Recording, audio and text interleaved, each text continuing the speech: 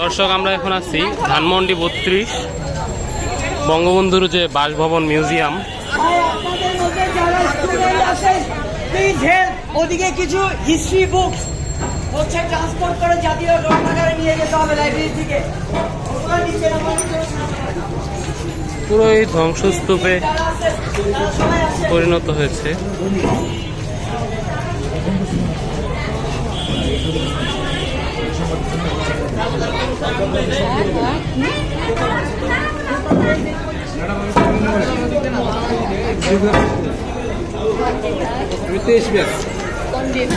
Geography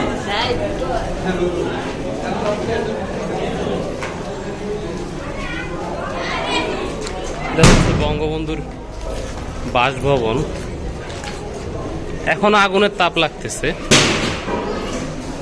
এই আস্তে, এই আস্তে। এখন তো ভাঙচুর করার কোনো মানে নেই ভাই, এখন তো সব শেষ। আমরা এখন দোতলায় যাচ্ছি।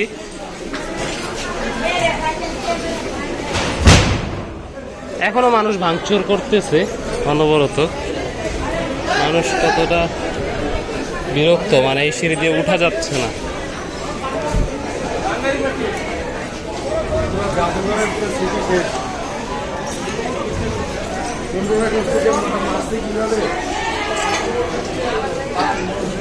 মানে 15 আগস্টে তো তাও পাকিস্তানিরা কিছু রেখে গেছিল, পাকিস্তানিরা আর কি, সেনাবাহিনীর মানুষ, কিন্তু এখন সেই অবস্থাও নাই। এখানে এখনো আগুনের তাপ লাগতেছে। অবস্থা দেখেন।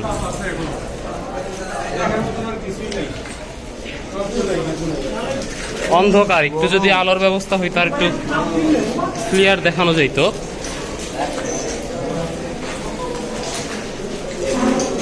এখানে কিছুই নাই আর কি। আগে আমরা টিকিট দিয়ে যা দেখতে আসতাম, এখন এটা বুঝার কোনো কায়দা নাই যে এটা বঙ্গবন্ধুর সেই মিউজিয়াম বা সেই বাসভবন।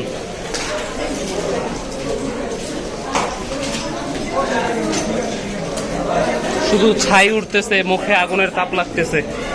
বোঝানোর মতো না কেমন এক পরিস্থিতি। এখানে যেখানেই নিচে তাকাচ্ছি শুধু গ্লাস আর গ্লাস, শুধুই গ্লাস, শুধুই গ্লাস। এখানে ভিতরে যা ছিল কিছু নেই, কিছুই নেই এখানে। এইখানে ছবি ছিল, ছবি তো নাই। যদি ভিতরের রুমগুলো দেখি,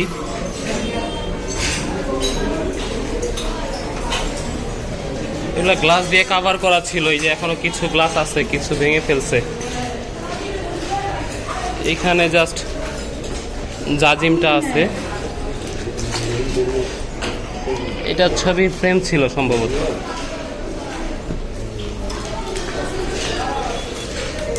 নাই, এক কথায় সব শেষ।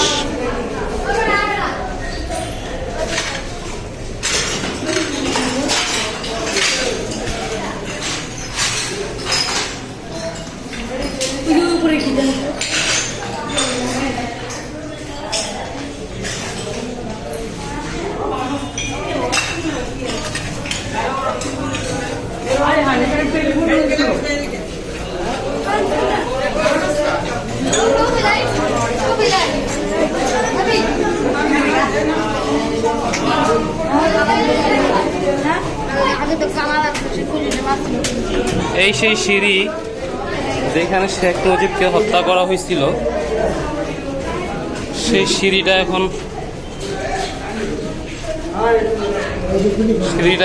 ধ্বংসস্তূপ। খুব গরম তাপ লাগতেছে। এই যে এখানে গুলির দাগ আছে কিছু।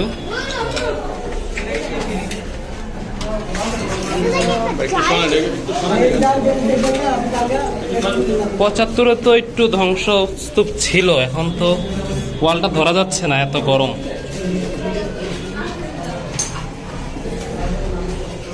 কিছুই নাই, কিছুই নাই, শুধুই ভাঙাচোরা।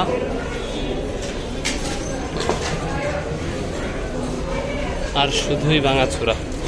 আবার বের হয়ে আসলাম। অনেক মানুষ এখানে, অনেক মানুষ আসছে।